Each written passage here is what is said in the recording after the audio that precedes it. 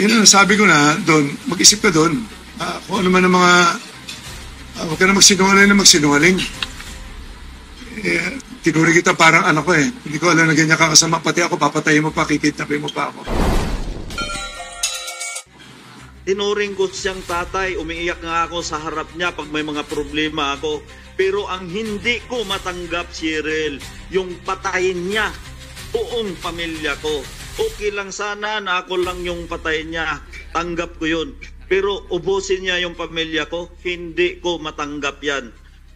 Katulad ng sinabi ko, inupiran niya ako ng pera para ayusin, hindi kaya ng konsensya ko natanggapin yung inoper niya sa kanya. Sa ngayon, ako pa ang ginawa niya, nag-extort ako sa kanya, napakalaking tanga naman niya. May bagong potential witness sa missing Sabongeros case. Isang opisyal daw ng Kalamba na tinangka umanong patumbahin ni Atong Ang noong 2021. Yes po, ma'am. Gaano ho kataas, Councilor, yung rango? Meron pong police colonel, full pledge, isang lieutenant colonel, at mga kapitan po. Are you ready to identify them, sir? Siguro po sa proper venue nila. So, kayo ho ba ay tatayong testigo laban dito sa mga pulis na sinasabi niyong involved dito sa kaso ng mga missing Sabongeros? Yes, ma'am. 4 na taon ko pong inantay itong tamang pagkakataon, ma'am. At ngayon po nga po sa deklarasyon po ni Totoy, ni Dondon, nagkaroon na po ng linaw.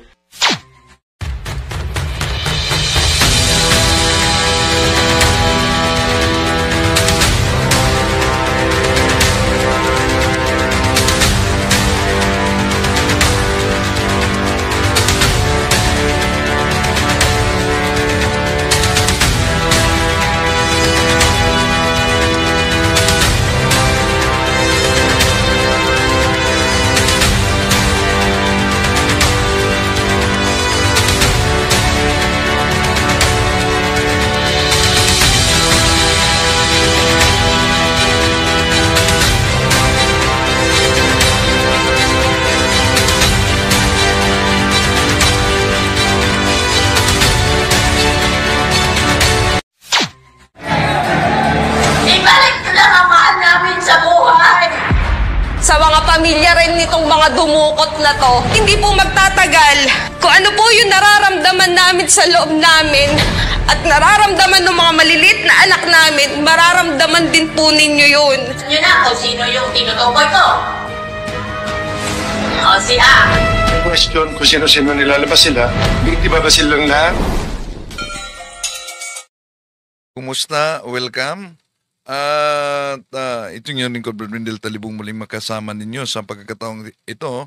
Patuloy nating tinututukan itong issue kaugnay sa missing Sabongeros. No, may katanungan tayo dyan. Ang katanungan natin, yes or no lang yan.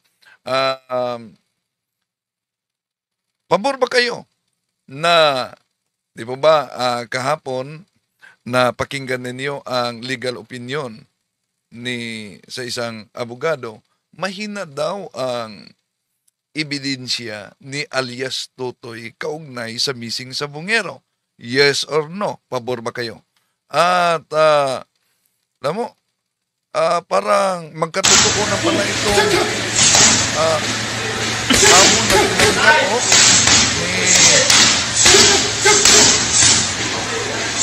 ni General Torre at Mayor Basti Duterte, ha? Sandali. Ito, napakita na ng practice nila.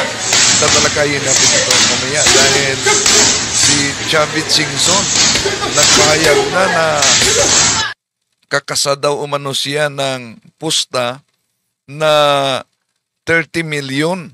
Pabor kay Basti Duterte. Pero wala pang bagong sagot si Mayor Basti Duterte kaugnay sa 27 na ang schedule nila. Okay. May bagong testigo mga kapatid.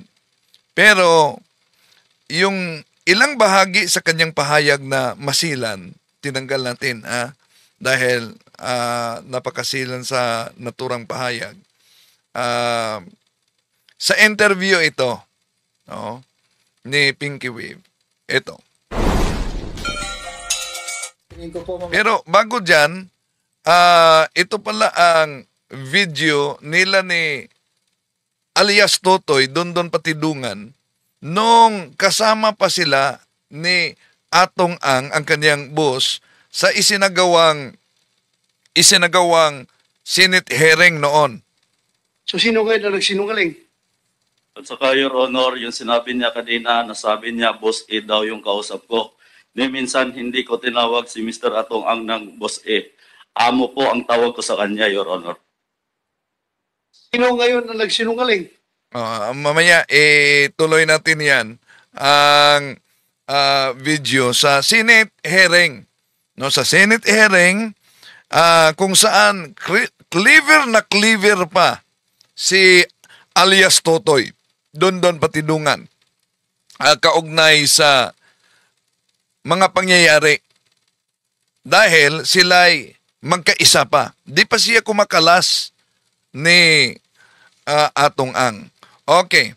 Ito ang interview, yung masilan na bahagi, tinanggal ko lang, di ko parinig.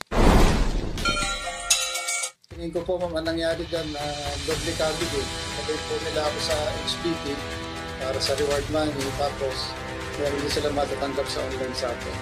So, dito, mapansin ninyo na iniugnay ang, ayon sa konsyel na ito, ang war on drugs at ang missing sa Bungeros, no? At siya ay naging nasa talaan. Makakausap po natin ngayon Calamba City Councilor Arvin Mangiat. Councilor Arvin, magandang gabi po sa inyo at maraming salamat sa oras. Yes po, magandang gabi po. Lang po, noong 2021, ang sabi ninyo, pauwi kayo, 1 a.m.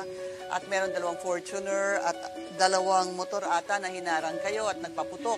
Ano po nangyari? Kayo how were you able to escape that? Marami nga pong nagtaka kung bakit po ako nabuhay. Time na yun. June 29 po yun, 2021. Yung mga tao na po, sila na po yung naglabas sa akin sa sasakyan dahil automatic lock po yung sasakyan po, nag-total na rin po. Marami pong nagtaka. Pag bukas po nila ng pinto, bigla po ako lumabas at diretso. Dahalis lang po mula po sa YouTube sasakyan. Wala pong tumama. At nasundan na rin po. Nung nakaraan pong 2008, nagtangka na rin po sa akin, wala rin pong tumama. Pagkatapos po nung nangyaring yon, ang sabi nyo, yung mga humarang din po sa inyo, ang humila sa inyo, sa inyong sasakyan, mag-isa kayo, sabi nyo wala kayong driver. Yung pong mga bystander na po, yung mga taong sumaklolo po sa akin na nagbukas na po nung sasakyan ko kasi nag-automatic lock po yung mga pinto. Bulletproof, I assume, yung sasakyan, sir? Hindi po, ma'am. Total wreck po yung sasakyan.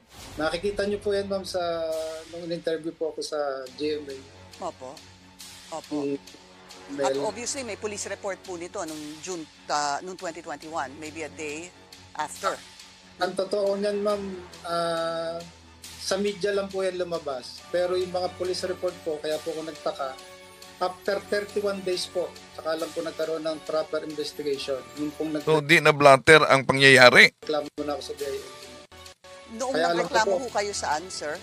Sa DILG po. Nagpadala na po ako ng letter note kasi barangay captain niya po ako. No? Tapos wala pong nangyari proper investigation. So, nag-letter po ako sa DILG. Tsaka lang po nagkaroon ng investigation yung R7 and combined po ng PNP Calamba. After 31 days, ma'am. Kaya po malaki ang suspecha ko na talagang mga pulis. Nung panahon na yun, ma'am, ang mga patayan naman nangyayari dito sa atin, panahon po ng mga high value target. Kaya po nasa isip ko noon, nilagay din po nila ako sa high value target ng PNP. Dahil, bakit po kayo high value target? Hindi ko po alam, ma'am, kung bakit nila ako na inilagay sa high value target. May nakapag-inform lang po sa akin na mga pulis din, na mga kaibigan po. Kasi dati rin po akong pulis. Dati kayong pulis, naging barangay captain at ngayon councilor. At ang sinasabi nyo nga, medyo malaking palaisipan sa inyo, bakit hindi nagkaroon ng masusing investigasyon after that? Yes po, ma'am. Sa kabila po noon, nung maging city councilor na po ako, tuwing lalapit na po yung anniversary ng taon-taon po ako nagpapadala ng email sa Office of the President sa Malacanang, sa DILG, sa NBI, sa NAPOLCOM, ARD, sa aming pong PD. And wala po silang naging masyadong aksyon. Ang meron lang po yung report ang DILG. Ito na nga po yung cross-matching. Nag-request na po ako ng cross-matching. Yun nga po, meron pang dalawang team din po rito. Yung si Police Captain Jeronimo, saka si ex-Police Chavez, Edwin Chavez.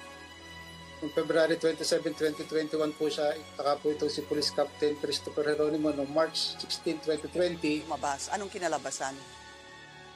Nag-match po, ibig sabihin, yung pong baril na ginamit sa kanilang dalawa, yun din po yung baril na ginamit po sa akin. At kanino po, natuntun ho ba kung sino ang pagmamayari ng baril na ito na nag-match po sa inyong tatlo? Wala pong napangalanan kung kanino po yung may-ari, pero yung pong dalawang pulis ay nasa HBT rin po ng panahon na yan. Ay nasaan, sir? High value target din po ng PNP. Babalikan ko lang po ulit yung tanong ko. Ano ho ang iyong teorya at bakit kayo high value target? Wala po akong idea mo kung bakit nila ako nilagay sa HBT. Kasi ang alam ko noon, ma'am, marami pong nailalagay sa HBT kahit wala naman pong kinalaman sa drugs, nilalagay nila para po pagkakitaan po ng mga tiwaling pulis po natin. Sila po nagpapalaki ng pangalan. Para ho, so may mga nangingikil sa inyo. Ganun ho ba? Noong una po, ma'am, meron po... may nag-communicate sa kanya para matanggal ang kaniyang pangalan sa listahan ng high value.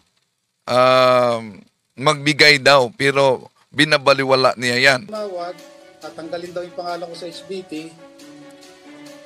Hindi naman po ako pumatol dahil unang-una wala naman akong pagbayad sa kanila. Okay. Pero involved ho kayo sa Isabong? Nag-online po ako, master agent po. At kapag master agent, para po sa kaalaman ng mga nanonood, ano ho ba ang trabaho ng master agent? Ano po yung finances na nakapaloob dito? Ano po yung kino-cover ng isang master diyan po sa Isabong? Meron po kaming pwesto na pinabibisita po sa pitmaster. So, aprobahan po nila yung pwesto namin. So doon po nagkakameron ng isang malaking screen. Napapanood po ng mga magsasabong yung mga pinalalabas po sa Manila Arena. So doon po nagkakaroon ng tayaan. Meron pong computer doon, meron na tuwala. Doon po namimili yung mga tao kung saan nila gusto tumaya. So yun po yung, doon po kami nagpapaload sa pitmaster para maloadan po kami. Para yun po yung itinataya po ng mga mananabong po namin dito sa area po namin. Yung mga parokyano po namin na mananabong. At marami pong parokyano ang nanonood at nagbebet, sumusugal. Kaya po, yung pong mga, syempre yung regular na sabong po noon sa loob lang ng sabungan nangyayari. So pagdating po ng mga hapon o gabi na, wala na po yung regular na sabong dito sa aming sabungan. So doon po sila nagbebet na nanonood na po doon sa big screen. Opo. Ganito na lang po, Counselor. Meron ho ba kayong naging problema dahil sa inyong involvement sa Isabong, sa inyong pagkalam? Meron ho bang naging banta dahil kayo po ay involved sa Isabong? Wala naman, ma'am. Kasi nung panahon na yun, pagkakatanda ko po, wala po akong naging utang o naging balanse po sa pitmaster. Ang nagkameron po ng isang usapin dyan lang, ma'am, nung meron pong isang taga rito sa amin na nanyope. At nagkataon po na yun na inaanak ko po sa kasal. So doon po nadawit lang yung pangalan ko dahil humihingi po sa akin ng tulong itong inaanak ko, natulungan daw namin siya. Yung panyupi, term nila, pandaraya sa sugal yon. At nasabit nga daw siya kay, dyan sa pitmaster. At sino ang pitmaster? Yung pong mga namamahala po sa pitmaster, ma'am. Sila po yun. Yung binanggit po ni alias Totoy. Pakibanggit po, Councilor. Yung binanggit po kanina ni alias Totoy si Mr. Atong Ang po. Siya po nagbanggit po. Totoo po yan. Ano pa ho yung sa palagay ninyo? Meron ho ba kayong first-hand knowledge dito sa sinasabi ni alias Totoy, Councilor? Bali nung po kasing medyo hindi naman po kadiliman. So, bilang isang pulis po, kilala ko rin naman po halos na po ng pulis dito sa Laguna. Kita-kita po kami. Kaya yung iba po doon, talagang namukhaan ko po yung iba. So, ang nangyari nga po noon, nag-request din po ako noon sa Crime Lab, sa SOCO, ng mga legal operation po, ng mga intel operative namin dito, para mag-cross-matching din po. So, wala po pong report yon kung meron pong nag-match. Kasi ang ano ko po noon, mapangalanan kung sino yung mga gumagamit po ng baril na yan. Ginagamit mga ambush. Kaya po nag-request nga po ako ng mga legal na operation po ng mga operatiba po namin dito. Sino ho ang sa palagay ninyong nasa likod ng inyo? Isang usapin po yan dito sa amin kasi nga po, yung pong report po nung R7, yung pong investigation po ng Region 4A, at saka po ng PNP Calamba, ay wala pong pumirma na higher officer. Kaya po ako nagtataka, ba't wala pong pumirma? Kaya hindi po nila mailabas yung report. So siguro po yung mga dapat na pipirma doon, siguro po siyang may kinalaman kung bakit po hindi nila nilabas yung report. At after 1 days pa po bago sila nagpa-imbestiga. Kilala niyo ho ba si Mr. Atong Ang? Yes po. Actually, nakakarating po ako sa farm niya, sa Siniluan. Okay. And ito pong sinasabi ni alias Totoy na allegedly si Mr. Atong Ang daw ang mastermind dito sa missing sa Bungeros. Is there anything that you know about this? Meron ho ba kayong maibabahagi hinggil dito sa sinasabi ni alias Totoy? Because I think he's appealing to you na maging testigo din. Actually, ma'am, wala po akong knowledge talaga dyan sa mga nawawalang magsasabong o kung sino man po ang mastermind. Pero yung mga gumagawa po dyan po mayroon po mga nagbubulong sa akin kung galing din po ako sa Intel Operatives na sila po yung mga nandudukot sa mga nawawalang magsasabong. Ano po ito? Mga pulis? Yes po, ma'am. Okay. Ito po yung suspect ko talaga sila rin. So yung sinasabi niyong posibleng involved sa pagkawala ng mga missing sa Bungero at tempo sa inyo ay is the same group of policemen? Yes po, ma'am. Gaano ho kataas, Councilor, yung rango? Meron pong police colonel, full pledge, isang lieutenant colonel, at mga kapitan po. Mm-hmm. Are you ready to identify them, sir? Siguro po sa proper venue na lang po, ma'am. So, kayo ho ba ay tatayong testigo laban dito sa mga pulis na sinasabi niyong involved dito sa kaso ng mga missing sa Bungeros? Yes, ma'am. 4 na taon ko po inantay itong tamang pagkakataon, ma'am. At ngayon po nga po sa deklarasyon po ni Totoy o ni Dondon, nagkaroon na po ng linaw. At kailan ang meeting nyo with Secretary Boying Remulla, Councilor? Ina-arrange ko lang po sa attorney ko po para po pag-arap ko po doon kasama ko na rin po ng aking mga abogado. Pero lilinawin ko lang po bago tayo magtapos, ang inyong alam, as far as you know, are policemen. Hindi nyo po isinasama si Mr. Atong Ang. Wala ho kayong personal knowledge. Kinaklaro ko lang po. Yes, ma'am. Wala po akong personal knowledge, pero kung ano man po yung lumabas sa investigasyon po ng ating PNP, malaki po ang tiwala ko sa ating Chief PNP, kay General Torre, at sa ating pong SOJ, kay Sir Remulla, na magkakameron po ito ng malinis at tapat na investigasyon dito sa Laguna. Mga nilagay po nila sa high value target. Ang tingin ko po, ma'am, ang nangyari dyan, doble kabig Nilagay po nila ako sa HBT para sa reward money, tapos meron din sila matatanggap sa online sabong. Maraming salamat po sa inyong oras. Calamba City Councilor Arvin Mangian. Okay, yun ang lumabas na bagong testigo, pero wala siyang personal knowledge daw na kaugnay kay Atong Ang. At nagdepende lang sa isasagawang investigasyon sa mga otoridad, lalo na sa pamanguna ni Police ni PNP Chief General Nicolas Torre III. Bising-bising ngayon si General Torre, no?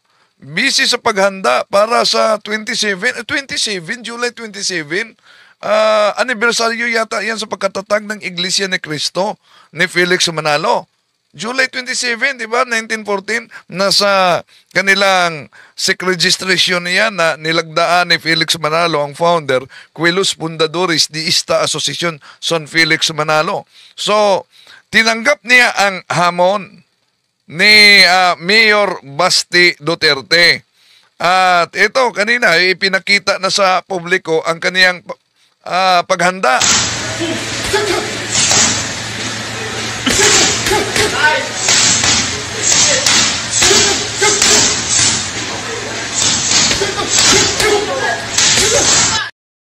Oh, yan. Tatalakayin natin yan mamaya, mga kapatid. Ito ang video ni alias Totoy Dondon Patidungan noong di pa siya tumiwalag kay Atong Ang. Kasama siya sa Senate hearing kung saan mariing pinabulaanan niya yung pahayag ng testigo. Yung testigo na hinuli noon, kinulong at kinasuhan ng drugs dahil inakusahang nanyunyupi sila. So, ito ang video sa Senate hearing na di pa siya tumiwalag ni Atong Ang. So sino kayo na nagsinungaling? At saka Your so si Dondon ito, alias Totoy, ang tinanong ni Senador Bato. Honor, yung sinabi niya kanina, nasabi niya, Boss A daw yung kausap ko. Ni minsan hindi ko tinawag si Mr. Atong Ang ng Boss A. Amo po ang tawag ko sa kanya, Your Honor. Sino ngayon na nagsinungaling? Ikaw o siya? Your Honor. Excuse me, Your Honor. Yes. So, di nasagot kung sino ang nagsinungaling. Yung bang saksi na narinig niyang tumawag na Boss A, si Dondon Patidungan, o siya? Dahil nakisingit si Atong Ang dito. Go ahead. Kanina pa po nababanggit ang pangalan ko. Pwede po pong magsalita rin naman ako. Yes, Kasi right. part of the conspiracy yan eh. Yeah, you have the May you have the explain sa inyo. Yes. Marami pong salamat. Kanina po. Dalawang hearing na po tayo. Pangatlo na po ngayon. Tingnan niyo po itong importante po itong sasabihin ko. Tingnan niyo maigi. Kung bakit lagi involved si Dondon? Si Dondon po, Yan. Si Dondon, kaisa pa ni Atong Ang sa hearing na ito. Hindi pa siya tumitiwalag. siya lang ang nagmamaniobra ng lahat ng farm ko sa construction. So siya ang nagmaniobra sa lahat na farms niya, yung sa mga manukan. 2 to 3 years na siya nag-aasikaso. Ang daming farm niya, 3, 4 na farm. Kung titignan nyo, dalawang Senate hearing plus ngayon, ang question kung sino-sino nilalabas sila, biktima ba silang lahat? Sa ating katanungan, kung naniniwala ba kayo na mahina ang ebidensya ni alias Totoy sa missing sa Bungeros, merong nagsabi na yes, 23%,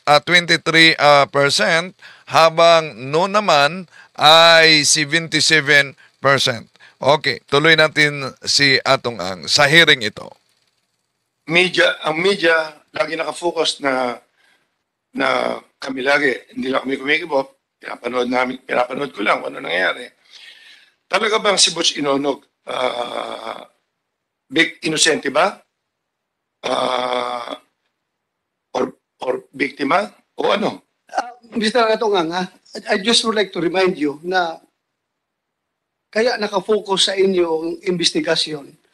Dahil, naturalmente, doon last nawala, yung bago nawala yung mga tao, doon sa sabungan ninyo. Yes, Your Honor. Before you want to destroy the credibility of whoever, kung anong klaseng tao si Inunog, I just would like to tell you na kaya nakasintro, baka sabihin mo na kayo lang ang pinagtutukan. Kayo talaga. Sa inyo talaga nakatutok ang investigasyon. Hindi ko po sinisira credibility niya. Pwede po tapusin ko lahat. Sige. Makikita niyo po ang conspiracy rito. Sige. Sir? Gusto niyo po malaman Yeah, go ahead. So may conspiracy sa pangyayari o mano sa pagkawala sa mga sabungero. Kasi Go ahead with the conspiracy. patapos na, kasi mahaba-haba konti lang to, pero andito lahat ng laman. Sige, please, continue. Kasi putol-putol to, pagka na-question ako ng isa, magtataka kayo, hanggang dulo ang sagot dito para matapos itong pinag-uusapan na to eh. Okay? Andito lahat ng laman, okay? Ine-explain ko lang sa inyo, yung salita ko na, yung question ng mga tao, yung inosente ba sila o hindi? Tapos, papakita ko rin sa inyo kung ano yung, kasi pinag-usapan na yung mga chope-chope, hindi naman namin malalaman talaga yan eh. Dahil yung taya nga, hindi namin nakikita. Dahil, kung pakikita ko sa inyo mamaya, yung kung paano sila kumikita ng pera. Okay?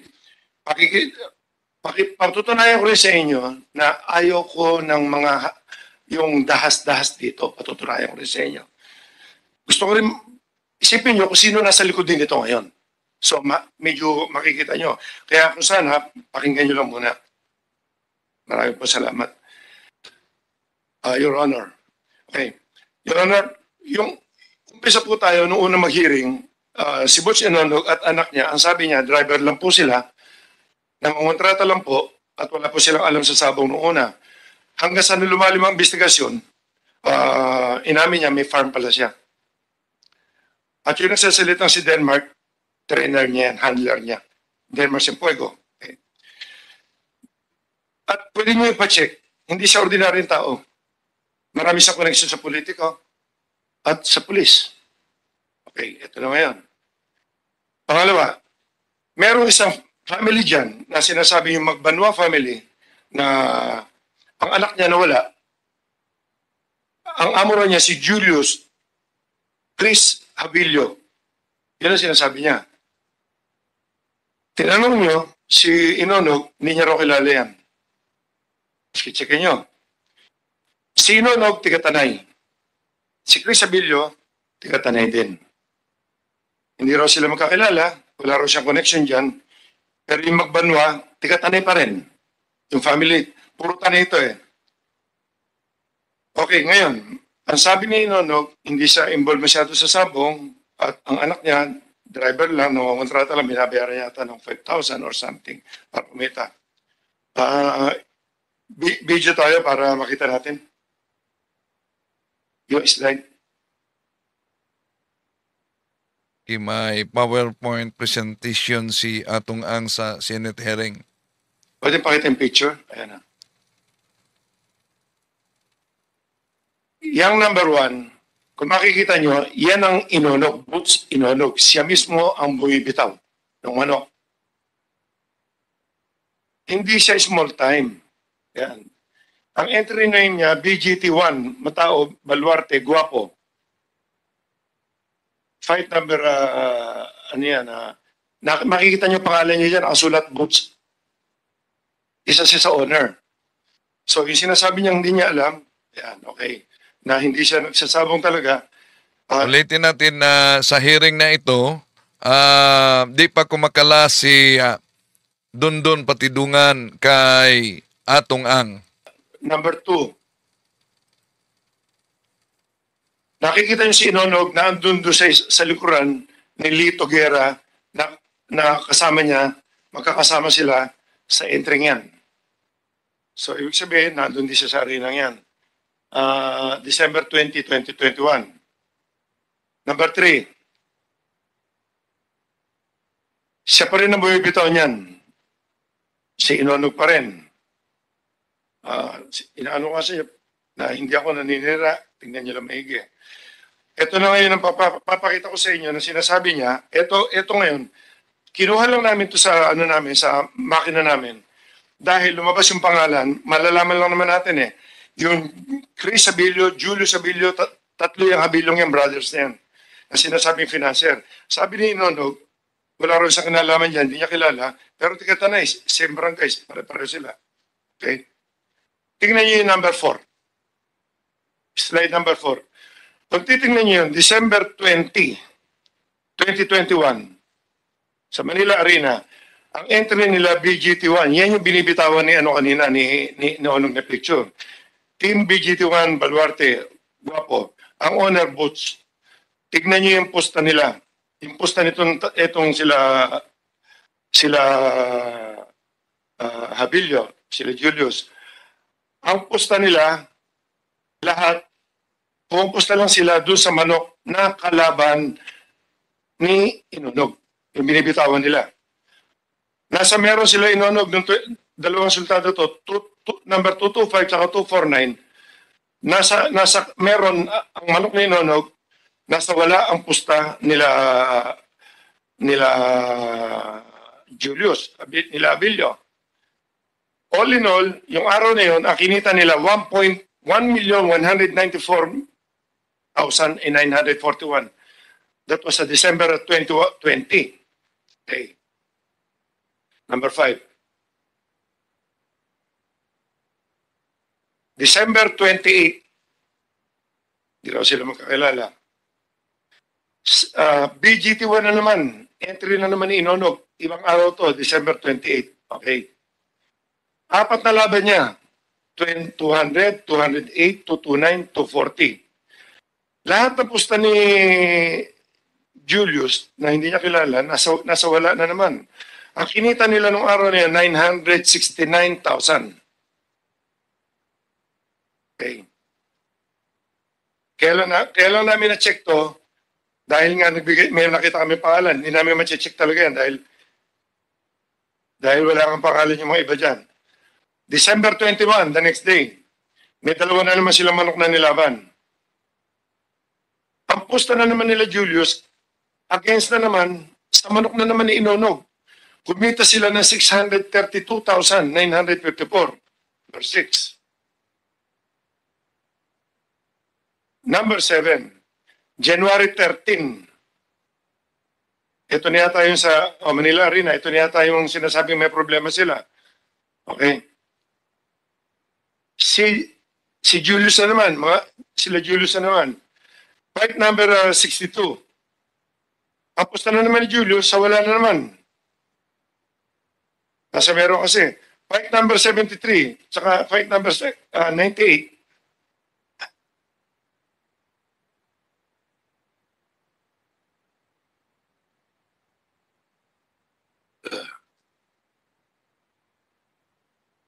Ang pusta na naman ni Abilio, sa meron naman. So all in all, ang tinamaan na naman nila nung... Ang laki ng pusta sa mga sugarol sa nitong sabong, milyon-milyon. At yun ang dahilan kung bakit, sandali muna, bakit di basta-basta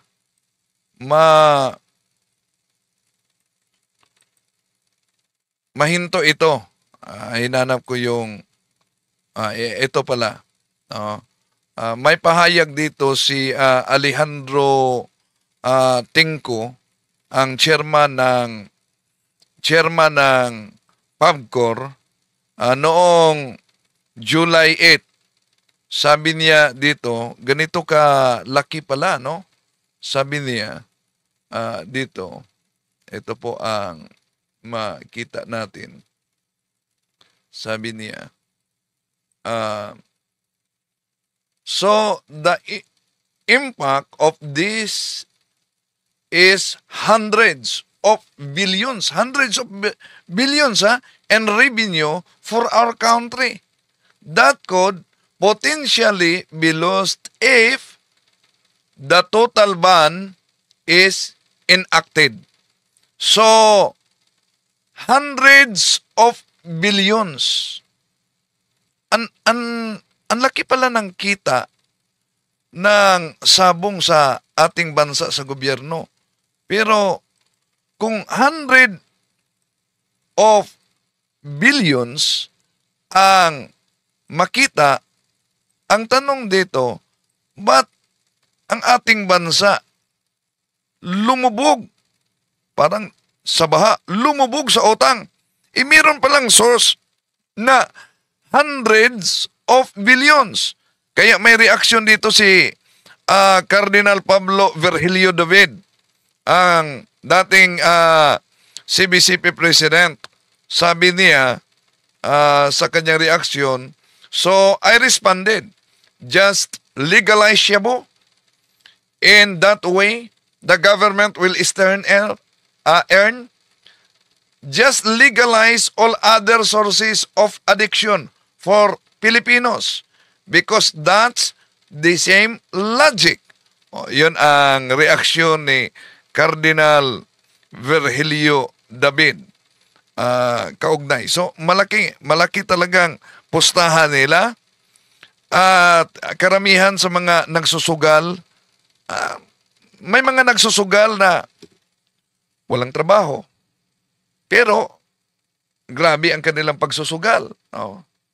Kaya, ang iba, nalubog sa utang. Tuloy natin ang paliwanag ni Atong Ang dito. Noong 13, 2,450,200. January 13 ulit. Ito pa. Kasabi nito, mayroon pa palang Laguna. JMJ Brothers, sariling entry ni Julius Sabilio. Kinontra niya mismo ang sarili niya entry. 250,000. Si again? Ano ginawa niya? Kinontra? Yung sariling entry ni Habilio na hindi niya raw kakilala, may kasali sila nung same day na JMJ Brothers, Laguna. Kinontra niya sarili niyang manok. 250,000. So, kung kinontra, ito ba ang tinatawag nilang pangyoyopi na kinontra ang sariling manok, doon nagpusta sa iba? Nakikita po namin to sa computer. Kinontra niya. Sa kabila pumusta. Ibig sabihin, sa kabila siya... Sa kabila pumusta, sa wala. Musta? Sa wala. Okay. Pinapaalala ko lang po sa inyo na lahat ng pustan to, hindi sa amin nilalaban. Kinukuha nila yan sa gitna. Hindi kami apektado dyan. Hindi kami ninanakawan nila dyan. Taong bayan. Okay. Number 9. Taong bayan ang ninakawan sa anong paraan? Na ang taong bayan ay ninakawan sa paraang pagpusta nito. O sige, sinong may alam sa mga pagsusugal, i-comment ninyo. Paano at anong paraan, sa anong paraan na ang taong bayan ang ninakawan daw dahil kinontra ang sariling manok, dun sa kabila, pumusta. December 7, sa Santa Cruz na naman, JMJ Brothers na naman, entry na naman ni Habilio. Ito yung Habilio na to, ito yung sinasabi nung Magbanwa family na nakausapan nila nung mawala ng pamilya nila na ito yung amo nila. Tapos biglang hindi na nila makontak. Okay. JMJ Brothers, sa meron, ang pustan dito si Habilio, sa wala na naman, 100,000. Ito, Manila Arena uli. December 13. Ito na naman yung entry nila, yung nagpunta ritong Baricar na tinanong nyo, na nagamit lang daw ang pangalan niya. Nasa pangalan niya itong entry na to, December 13. Pero ang lumaban, manok nila ni Inono. Ang posta na naman nila Habilio, sa kalaban na naman sa King Arthur, 200,000 noong araw na yan. Okay. So, isa na lang. December 23, sa Manila Arena, si Bari Baricar uli, yung nagpunta rito yung last week. Ang sabi niya, slot lang daw niya yan. Ang sabi niya, ginamit lang yata nila, inunog to. Tignan niyo ang pusta niya, ang pusta rito ni Abilio uli, ang daming internet, ang daming sultada nito.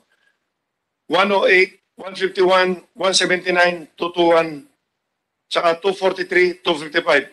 Sige, sino ang may alam, i-comment ninyo paano nangyari itong sinabi ni Atong Ang na ang taong ito ay pumusta doon sa kabila, hindi sa kanyang manok, at ang taong bayan daw ang ninakawan. Sa anong paraan nanakawan ang taong bayan sa ganitong sugal?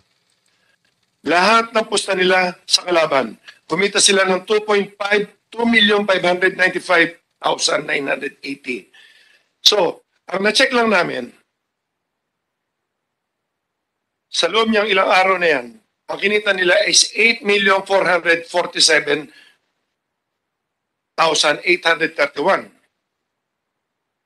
Ngayon, number 12.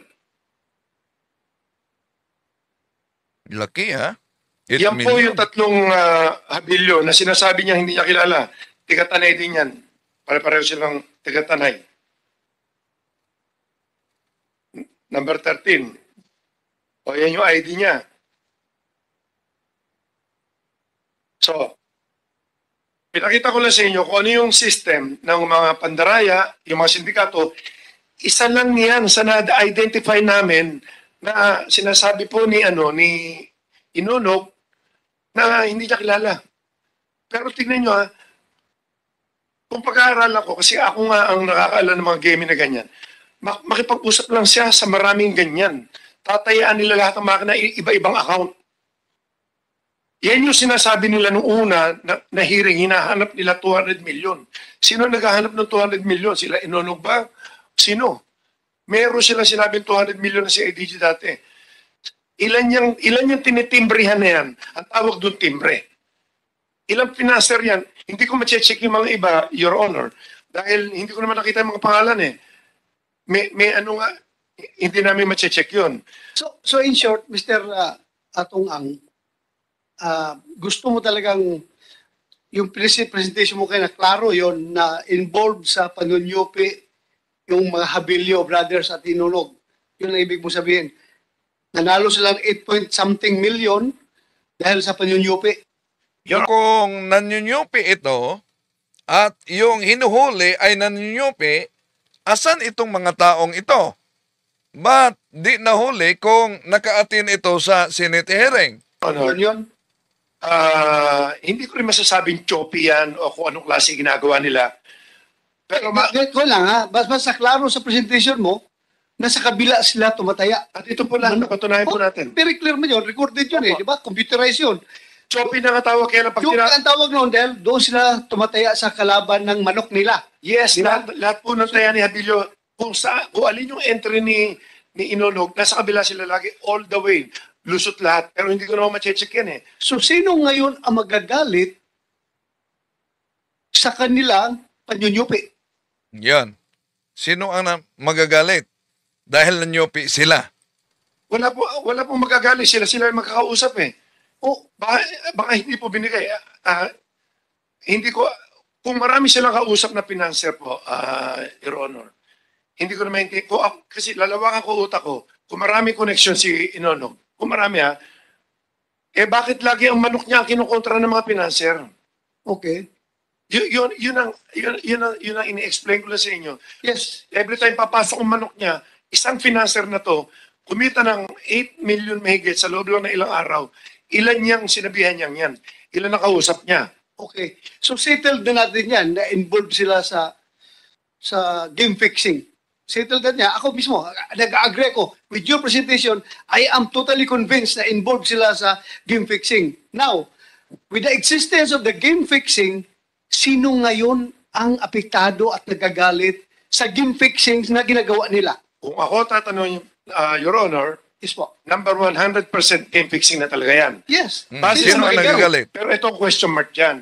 Ito yung isang possible pa. Kung may isang financer kang kausap, Parang iniwasan yata yung tanong, sino ang unang magagalit sa pandarayang ginawa nila? isang pinanser uli na iba ang tip mo, isang pinanser iba uli, hindi mo pinatama yung ibang pinanser, nagbigay sa'yo ng pera, kasi hindi ka na pwedeng tumaya pag wala kang deposit eh. Pag nahulog, yung mag-aaway-aaway lahat yan. Magpapatayin talaga yan. Iba tip mo sa akin, iba ang tip mo rito, iba ang tip mo dito. Nagbebenta ng laro ang tawag doon. Lahat ng sinasabi ko dito, ang dami sa bungero nakakarinig dyan. Maiintindihan nila yung sinasabi ko. Lengguwahe ito na sa bungero. Nagtitip ka ng tsope, ang daming ganyan. Machecheck nyo sa lahat ng sabungan. Sa buong Pilipinas, pag may tsope, ginugulpi talaga nila eh. So, sa sinasabi mo na yan, parang sinasabi mo na itong nawawalang 34 na tao, most likely, ang responsable sa pagkawala nito ay itong mga involved sa game fixing o yung tinamaan ng game fixing or ang isang handler para saktan mo, para mawala, is either nagamit mo or binalian ang manok mo na hindi or sinira ang manok mo na hindi mo alam. Pwedeng amo ang titira diyan. Maraming istorya ganyan. Kalawang manok mo. Yung kung sino may-ari ng manok na entry, ginalaw ng handler yan, itinip sa iba. Ang dami nagbebenta ng laro. O itong 4 na manok ko kontrahin nyo, ibebenta sa mga tao yan. How about yung reputation ng WPC? Hindi ba masisira ang iyong palaro dahil may nagiging fixing doon sa amin po, WPC? Kaya kami ang number 1. Dahil yung pang-inspect namin, from tare, from entry, tsaka kami, bihira, halos buong Pilipinas ang umi-entry. Luzon, Visayas, Mindanao, magkakilala kami. Nakakapasok lang, hindi kilala, every Monday at o Thursday. Pero parang di sinagot ang categorical question talaga ni Senador Bato kay Atong Ang. Dahil may pandaraya na nakita na ginawa ng mga taong ito. Sino ang unang magalit dahil nandaya sila? Yon. Yung tinatawag na invitational. Or, ang manok nila, sabi nga nila Baricar, na wala silang manok ngayon, araw nila, ang tawag doon, nag-finance ng iba. Ngayon, yung finance mo, pag sinyope, hindi mo na malalaman. Sa amin naman, sa kumpanya namin, Your Honor, hindi kami affected, pero binabantayan namin talaga yung integrity ng ano namin. Ang kailangan, para lumaki ang isang negosyo mo, kailangan pag tumama ang tao, bayad ka agad. Yun ang number 1. So, klaro sinasabi mo na regardless kung may mangyayaring panyunyupi sa mga sabungan mo, madiscover nyo yun na panyunyupi, hindi ka galit. Hindi ka interesado sa kanila. Wala ka pakialam. Kung nyupi kayo naman nyupi, bahala kayo dyan. Wala ka pakialam. Sa akin po. Mr. Chairman. Yes, Senator. Relevant ito. At one time or another, mga investigador tayo, di ba? Senator De La Rosa, myself, Jan Cruz, Jar Carlos, mga pulis na nandito. No? Di ba pag nag-imbestiga tayo, 3 agad yung tinitingnan natin, di ba? Motive, opportunity, means. Maliwanag yan, di ba? Basic. Ang gusto ko malaman, yung opportunity saka yung means, medyo na-establish yun, di ba? May oportunidad, tapos meron ding means to commit the crime. Interesado ako, anong nakita niyo motive dito? CIDG. Parang hindi maliwanag sa akin ano yung motive. So, ano yung na-establish yung motive? Kasi you have come to a point that you have already referred the case to the DOJ, di ba? For preliminary investigation. Ibig sabihin, establish nyo na lahat. Ano yung motive? Sir, with regard to the case in Manila Arena, we are only basing on the testimony of the witness or testimonies of the witnesses. And of course, sir, since there, we were able to establish a probable cause to file a case against the identified suspects. And although sometimes there are... So, isa sa mga nasampahan ng kaso dito, si Dundun, Patidungan, nasampahan siya ng kaso. Di pa siya humihiwalay kay Atong Ang. Cases being cleared or solved by the police or by the CIDG. But still, the motive is still unknown. So, for as long as we have secured a witness or an evidence which would warrant the filing of case against an identified suspect. So we go on with the investigation and file the case before the prosecutor's office. But the That motive could weaken your case, can ha? still be unknown, sir. If you are missing the motive, that could weaken your case. Well, it could go past the probable case threshold. Yes, sir. Pero remember, pagdating sa court, guilt beyond reasonable doubt ang hinihingi natin. Yes, sir. And if you're not able to establish the motive, it could weaken your case pagdating sa court. Yes, sir. So it's important that the motive is established. Yes, sir. Di ba? Agree? Yes, sir. That's the reason why we continuously Yeah. gather more information, sir. While even though the case is submitted before the prosecutor's office, the CIDG investigators would still continue gathering more evidence and witnesses to finally establish or to finally find out the real motive of the case, sir. And isang may person niya to give you the motive is a pattern. Kasi maraming cases ito 8 eh. Sir, of Pag course, establish yung pattern, you can establish the motive, hindi ba? that's also one way of establishing motive in a case, sir. So We also right use now, that, sir. as we speak, there's no motive yet. No motive has been established. None yet, sir. Yeah. Thank you. Thank you, Mr. Chairman. Your Honor, tuloy ko po Thank ito. you, sir. Thank you. Tuloy ko po ito. Makita niyo yung conspiracy rito. Your Honor, natapos ko na itong isa yung tukol sa game fixing para naintindihan nyo na kasi lagi natin napapag-usapan yan. Number 14 na tayo. Si Don Patigonan or Julie Patigonan, tagal ko na rin tao pero sinasabi ko nga sa inyo na sa construction niya sa buong sila nag-aasikaso.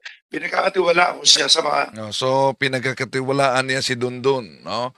Di pa to kumala sa kanya sa investigation na ito. construction namin talaga. Kasi sa pera maayos yan. Okay. Tignan nyo maigi ito.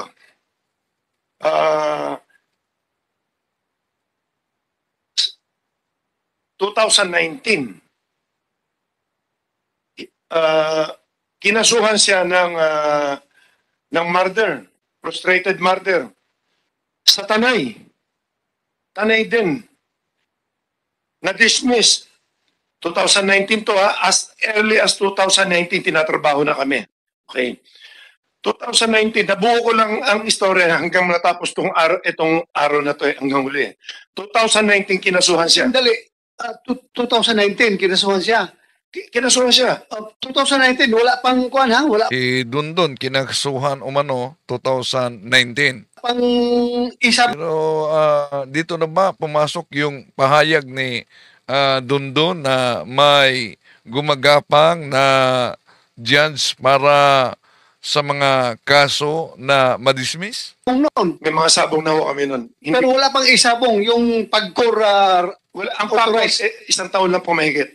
Pero itong kami magkakalaban sa sabong. Matagal na ho to. Ilang taon na kaming ilang taon na kami nag-iisabong. Dahil kapareho nga sabi ni Ma'am Andrea, ni Chairman Andrea, with or without regulation of ng PAGCOR, hindi kikita pag hindi na-regulate yan, hindi kikita kasi existing na. Ngayon, ako, para maka-operate ako, yan yung sinasabi ko nga, na nagpagawa ako ng ordinansa sa local government. Ang ordinansa is talagang yan ang batas na talagang sinabing batas para sa sabong. Pero within the territory lang. Ganun ang ginawa ko dyan. So, nag-ooperate ako ng legal ako maski noon pa. Never ako nag-operate ng illegal. So anong mas maganda?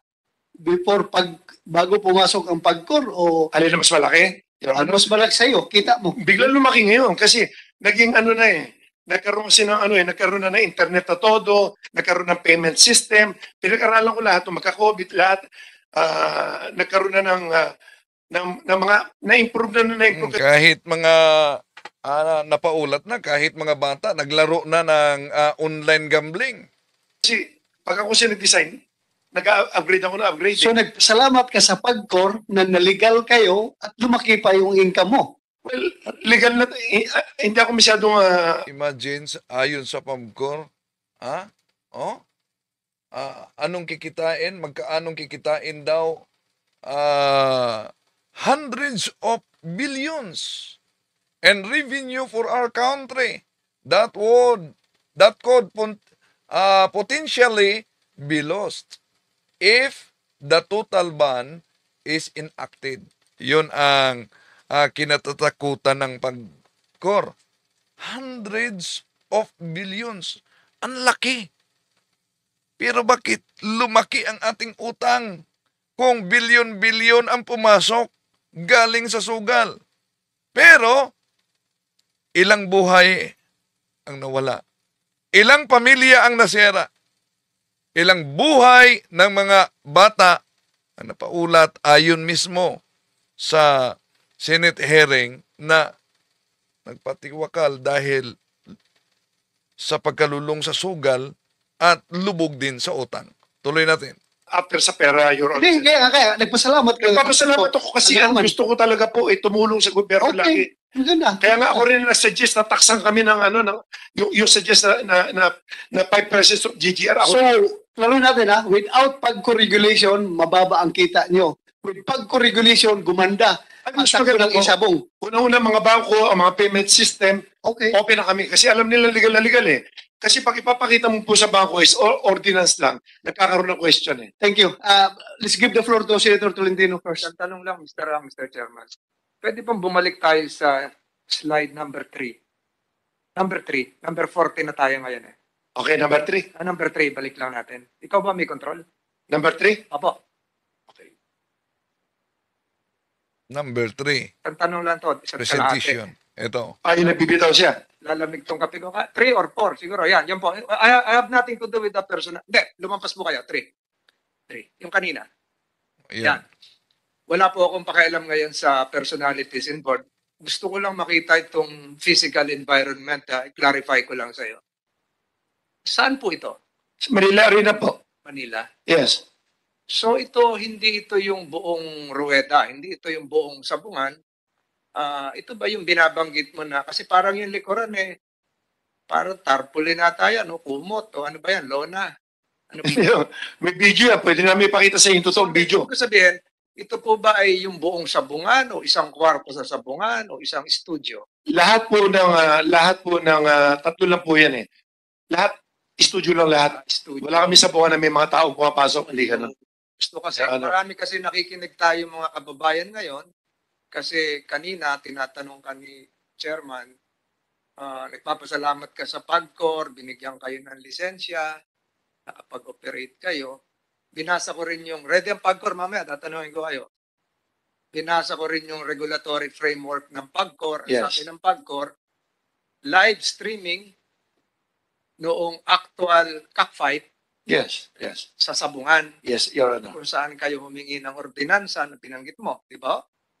So, doon sa laki ng Sabungan, kumuha kayo ng isang kwarto at yun ang ginawang studio, doon kinukunan siguro ng live streaming sa pamamagitan ng teknolohiya, ito yung lumalabas dito sa ating mga gadgets. So, mamaya tatanungin ko si PAGCOR, sabi ko nga maganda si PAGCOR, ito ba ay sang-ayon sa Presidential Decree 449 sa lisensyang binigay nyo sa pitmasters po kayo na magkaroon ng live cockfight sa Sabungan o live cockfight na lang sa studio? Your Honor, napaliwanag ko na po yan. Sa PAGCOR ko po itatanong yan. Iliwanag ko lang ito kasi Parang lumihis yata dahan-dahang lumilihis ang isyu. Pumunta na sa regulation, pumunta na sa pera kung ano ang kita, magkaano ang kita, lumakas ba ang kita. Ang isyu dito, yung mga nawawala, sino ba? Kung sinabi ni atong ang na may conspiracy, sino ang direktang ituturo niya na gumagawa nitong pagkawala sa mga inaakusahang naninyopi? Kung malala nyo, pag nang kumalas na si Dundon, ito ang pahayag niya. Merong text message daw, may audio voice recorded pa daw umano siyang hinahawakan? So niyang pabaliktarin na lahat ng sinasabi ko. Ito, habang anong tinikso ko sa kanya, tapos nagmamakaawa na siya sa akin, no?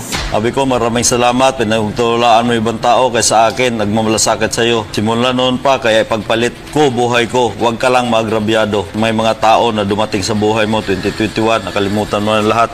Reply niya sa akin, huwag ka naman niwala, nag-uutos ako na patayin. Ayoko ng ganyan.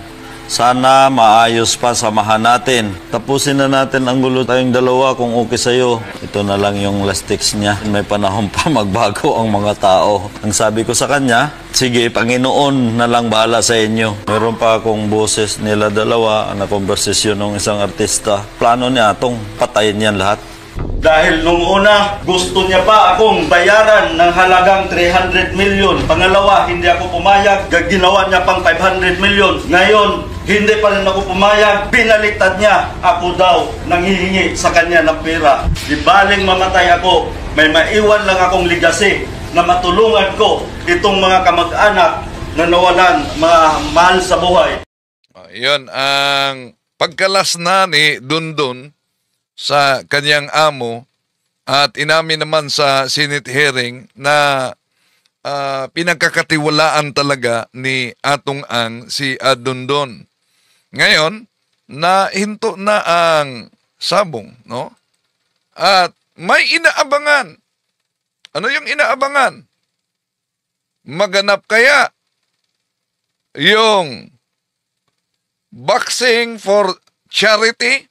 Charity boxing ni Davao City Mayor Basti Duterte at PNP Chief General Nicolas Torre III. Ito ang inilabas na kanina.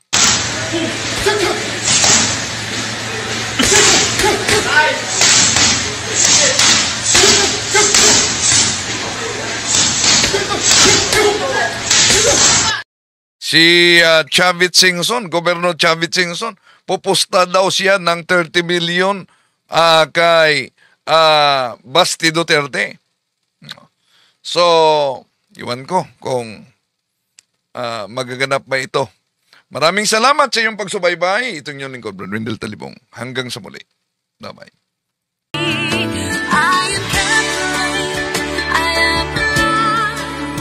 I am the